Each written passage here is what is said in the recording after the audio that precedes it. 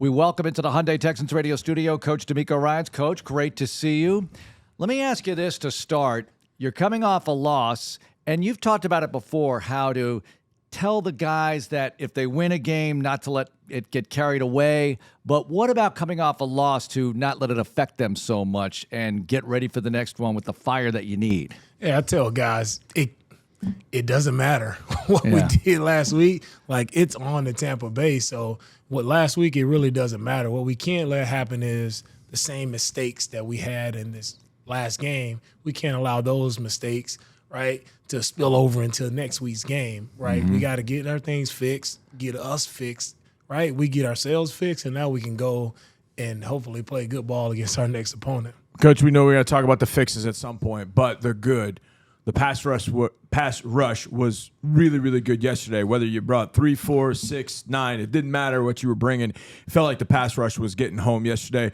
How did that all come together for you guys yesterday? Some guys putting together some pretty solid performances, but it felt like as a group you rushed really well. What were your thoughts after watching the game? Yeah, our pass rush, that was one of our keys to victory, what we needed, right? We needed to, really assault the middle of the pocket. Starting with our interior defensive lineman really pushing the pocket and allowing our ends to run the edge. And I thought when we did that consistently, that's when you saw plays being made by Jonathan Grenard on the edge. All right, Malik interior making when we did make the quarterback step up, Malik was able to get the quarterback down, a couple linebackers and safeties blitzing, just switching up the different looks. Everybody getting the opportunity, right, to really disrupt the quarterback. But it only works when everybody rushes together, right, in the right spot where you're supposed to be, gap discipline, everybody doing what they're supposed to do, rushing as one. That's why we were able to affect the quarterback like we did yesterday. Overall on defense, I know you want the final drive back, but overall, when you look at the rushing yardage you allowed, not very much at all, the point total, you probably take that most days, right? Yeah, you take that, right? I think we did a really good job holding those guys under 250 yards, where we got off the field on third down. It was a lot of positive things, right? Probably the most production we've had out of our pass rush this year. So it was a lot of positive takes, on that game defensively. But I think the game when you have all those things go in your favor, it comes down to one thing we harp on as a defense is attacking the football, right? Taking the football away. So, yeah, we played good, but we didn't take the ball away. They took it away one time, and that's the change. That's the turning point in the game. Coach, I would imagine for certain teams you have certain measurables you want to go against. If it's a particular team that throws it, maybe you want to come away with, okay, we're going to give up this many yards. Do you have goals no matter what for each team? Like you want to have 2 turnovers. You want to have less than 100 yards rushing. Do you have like staple goals no matter who you're playing against? Yeah, the staple goal always is +3. We want to take 3, give none. Okay. That's always the goal when it comes to the ball and when it comes to the yards and the points. All right, 0 yards, 0 points. Sure. No, but I don't have a set number on yards or points, but I feel very strongly about taking 3 and giving none. Yep. Do you feel like going into a game, you get a good feeling on how it might be played, whether it's a low-scoring game, high-scoring game, that kind of thing? Do you project that to be a certain way? You never – sometimes you have that feeling like this is going to be a tight one. Hey, offense, we need you, to score a few more points. But sometimes you get that feeling, and sometimes you get into games and you just never know. But for the most part, especially defensive, when you're on your assignments and you're where you're supposed to be, typically you don't give up touchdowns. Most of the time that occurs when someone just has, just a brain fart and they miss something. Right. But if you're on your details, for the most part, you can keep teams out of the end zone. Coach, how do you consider Jaylen Petri? Is he part of your pass rush? Is he part of your coverage? I'm trying to figure out what part he is for you, and maybe the answer to all of it is just yes. He's that much a part of your defense. What does Jaylen give you in this defensive scheme where it feels like he can line up in a lot of different spots and do a lot of different things for you? Jaylen's a very instinctive player. Really like the ability to be able to move him around. Right, move him around a lot. I really love the way he blitzes. He's such an instinctive blitzer. Some guys, you call their number to blitz and they just never get home. They never affect the quarterback at all. But Jaylen seems like every time I've called his number this year, he's always able to cause pressure, right? TFL, forced fumble. He causes havoc when we do send him on pressure. So I really like him in that regard, and then his ability to drop back and be effective in coverage as well. He's been a really good young player. Yeah. What makes it so tough to guard Adam Thielen? Because he didn't have one of his breakout games yesterday, but he made the big plays when he had to. The fourth down conversion, you were right there with coverage, but it was hard to stop. Yeah, tight coverage on him. Thielen does a really good job. He just has this feel. Veteran guy. He has a really nice feel as a route runner of really like forcing the defender to feel the vertical threat, and he snaps off his routes at the proper time, and the ball placement is there. It's on him. So it's just him just being savvy with his route running, knowing that he's not really a vertical threat guy, but he can still press guys and make them feel like he's running vertical, and he's able to snap off a lot of option routes and continue to get open.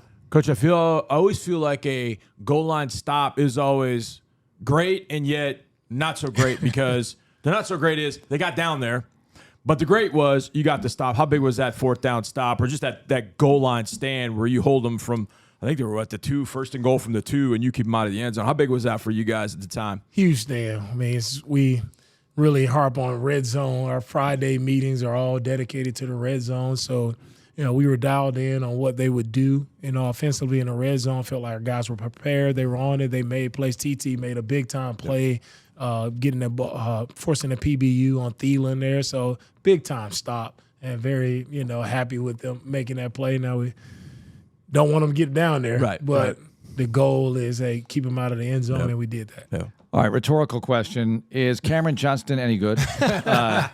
Wow, what a show he put on yesterday, and a team record length punt, and all the rest of it as well, just pinning them deep time after time again.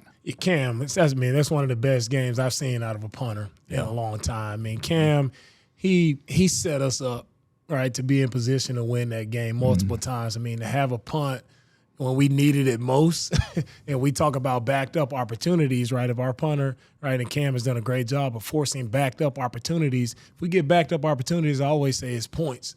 It should be points for us. So we get a backed up defense, you go out, get a 3 and out, they're punting the ball, we're getting in that midfield, get a first down, that's points. And that's how I look at it. And Cam, he did that for us yesterday, and very, very proud of the game that he's had. I think that punt it was 80 yards in the air.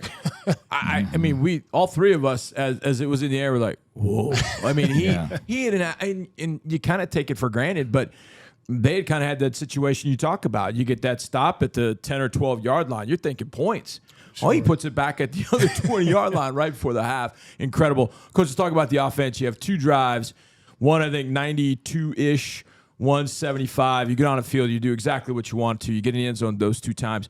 The other drives, I would imagine, are the ones that you would like to have back. There's some things you'd like to do differently. As you look at those drives in particular, what's kind of missing in those drives that maybe you had in the other 2 drives? I think the thing that was missing is we never got going. Like in those drives, whether we talked about winning first down, right? We get a batted pass on first down, or we get a negative run on second down, and we could never truly get going on those drives. And you look up, it's a quick 3 and out. I mean, we don't want to operate that way, and we have to be more efficient when it comes to winning first down. Yeah. All right, so tell the listeners, what goes into the batted passes? Is there a theme? Does the quarterback have to watch out for those lanes, or is it the offensive lineman, or what goes into that, Coach? Yeah, when it goes to the batted passes, I think they did a really good job because just defending us, because CJ's done such a great job on the quick game, right? The quick throws, quick release, getting it to his first read. So where they did a good job is those guys didn't rush. They just stood up and they got their hands up. So how do we combat that? We got to do a better job just from the offensive line perspective of firing off and really making those guys feel run so they don't just stop and get their hands up. We got to make them feel run. So now they'll keep their hands down, and we force the issue, and we're able to open up those lanes. Coach, I know Tank dropped a couple jock straps on defenders right in front of you on that one run with a shake and then a spin. I mean, it's impressive to watch him move. He's back after being gone for a game. What did he kind of give to your offense yesterday, and what would you like to see from Tank going forward? Yeah, we feel we were missing that guy, big time. You see just the difference in the speed, the explosiveness, right, the creative plays that Slug is able to come up with for Tank. I mean, he's outstanding playmaker, man. I'm just always just when he touches the ball, I think like everyone else, he touches the ball. I'm like, is this it? Whether it's a punt return, right, a handoff out of the backfield, something electric is about to happen every time Tank touches the ball. So you played, obviously, linebacker. When you face a player like that, how much more does your antenna go up when he goes in motion or he moves or he's in a spot that you might be responsible for? How tough does that make it on the second-level guys? Because there's a potential for him to get the ball, and I know I don't run as fast as him. Yeah, he's going to garner all your attention. So if you're back there and you see Tank moving around with the motions, you have to watch him, right? Because, again, I can't catch him on the edge. So, guys, you have to start to kind of cheat to wherever he's motioning to. So that's where you kind of get defenders moving over, and hopefully, you have a couple plays off of that where you can hit someone on the backside there. Yeah. You talk about third downs a lot, Coach, as being a very important statistic you look at. And I know you've taken a lot of questions in your press conference. Well, what about this guy or that guy or this play? But you would have run more plays with more third down conversions, right? You did convert some, but I know you wanted to be more effective in that department. For sure. That's where we don't want to get to third down on offense. That's where winning first down is so vital, right? You win first down, you convert on second down, and you want to stay out of third down and continue those 70-yard drives, 90-yard drives, right? But when you do get to third down, you keep it third and manageable, third and under 5, feel like, man, we got the entire playbook at our disposal. If we can run it, quick passes, right? You want to be able to move the chains, keep the drives moving, wear defenses down, and have long drives. So third downs just help you sustain those drives, and we can do a better job of converting. Coach, I know you're not all the way in the Tampa Bay yet, but they did play on Thursday. So imagine you got a peek at it on Thursday night, maybe have seen Baker Mayfield before a little bit. Are there any similarities you can take out of facing Bryce that you maybe could take in facing Baker? I mean, size-wise, whatever, but just kind of their games. And Mark kept saying the word slippery. Bryce is slippery. Baker's got a little bit of that too. Kind of any similarities you can take from those two, and what do you think about facing Baker this week? I think both guys just have that little moxie, that little it factor. They scramble around and can make some plays on you. So I think it's the same game plan for me. You talk about Baker, I know playing him last year, the biggest thing with him was he had a ton of batted passes. So just the angle at which the ball comes out from his quarterback position, I think we got to do a better job defensively this week, like the Panthers did, of getting our hands up. If we can't get there, try to bat some passes down. And the ball is coming out quick as well. So we just have to be on it. Tight coverage, assault in the middle of the pocket, truly try to affect Baker as much as possible. Yeah. So these aren't the Brady Bucs, but they're the Baker Bucs. And a lot of your young players watched them play in the Super Bowl 3 years ago during the COVID season, and they've got a lot of those guys still there. You have Super Bowl winners on this team, and that's got to help get everybody's attention. Yeah, it does, especially when it comes to their defense, right? Their defense, they have a lot of big-time playmakers on their defense. Again, like you said, these guys, they know what it takes. Really good football team. They've been there. They've been to where we're all trying to go to that Super Bowl, so they know what it takes. Going to be a tough opponent for us, all right? But I think our guys coming in off of this week, right, bad taste in our mouth. We know our guys are going to be fired up. They're going to be ready to go. Hey, we know the Bucs are too. They haven't won a game in a few weeks, so it's going to be a really physical, really tough matchup. Coach, I know the old coaching mantra, hey, we take them one at a time. It's one at a time. But 4 of the next 5 are at home. For the team to be back here at Energy Stadium for 4 of the next 5, how do you kind of look at that little stretch? Like I said, I know it's one at a time, but you look at that stretch and think, man, we're at home 4 of these 5. We really can make some noise here. Man, thanks for that breaking news, because I didn't even know it. So man, focused on the next one. Yep. Okay, just today. Coach. Thank you. That's all. Yeah. But that makes me feel good knowing that 4 of the next 5 are home. Right. Like, guys should be comfortable, no traveling, locked in, man, ready to go, excited to play in front of our fans, giving them something right to cheer for. And we played well at home the past couple times we've been out. So hey, let's go do it again. Yeah. You had the injury to Jarrett, and we're not expecting you to give us the whole plan, and maybe you don't have it yet. But does it help in a way that you've been through a lot already on the offensive line? You've had to move things around. You don't want to have to do that, but you've had to do that, and you've had some wins anyway. Yeah, don't want to have to do that and hate that this comes up again, right? Yeah. So it's such a unfortunate break for our offensive line.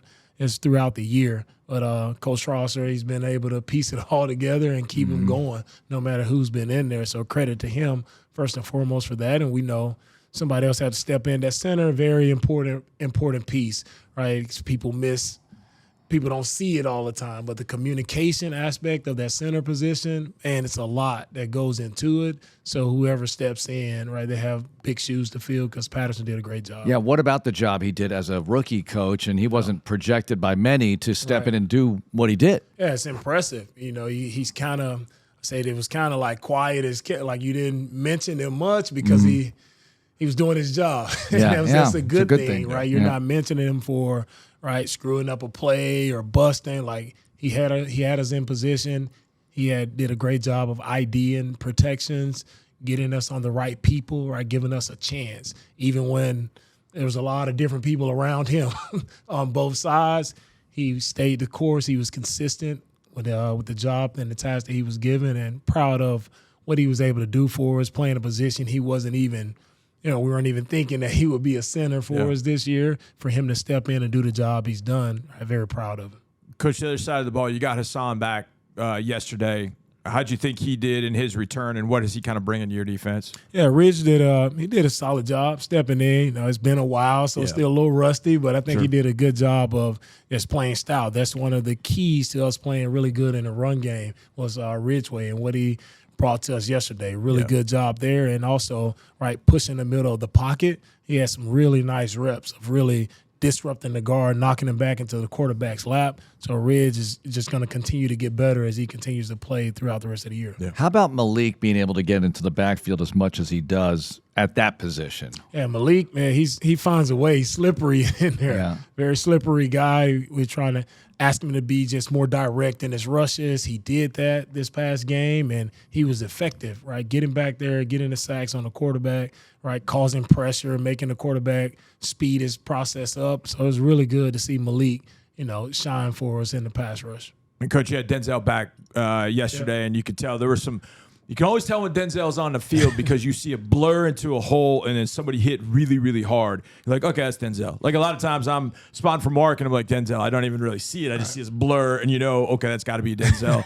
And I know he got banged up a little bit, but what's he done and what's he bringing to your defense? He brings that physical presence that we need on our defense, right? And that I love what he brings when Denzel hits you, he's gonna knock you back, right? So it's fun watching him play football. He loves football. It's fun watching him play it with the physical style that he brings to our defense.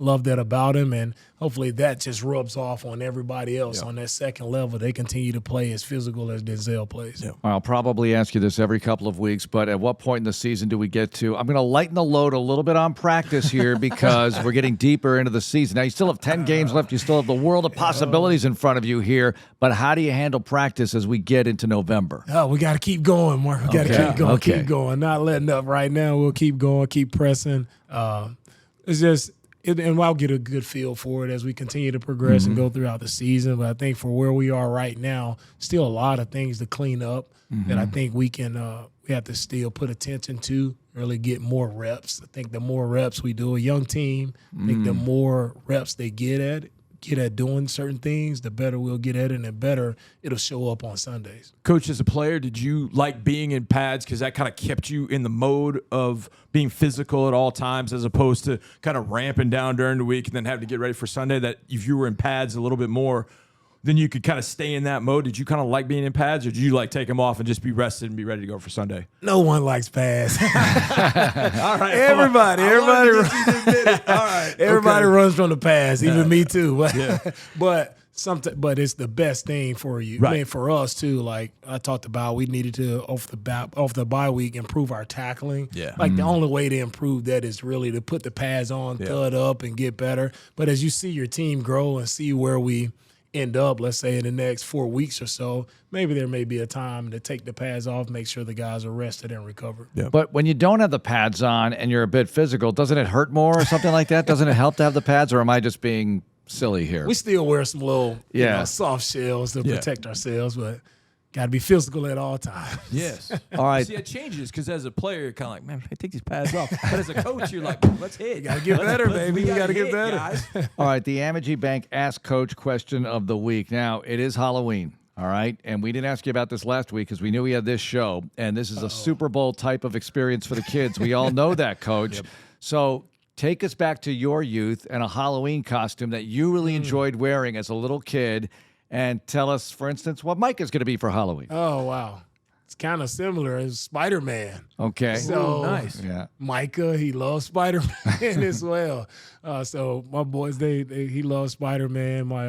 They had a Halloween party this past weekend, but they did Spider-Man. So my oldest son, MJ, he dressed up as Warren Moon. Oh, nice. So, yeah.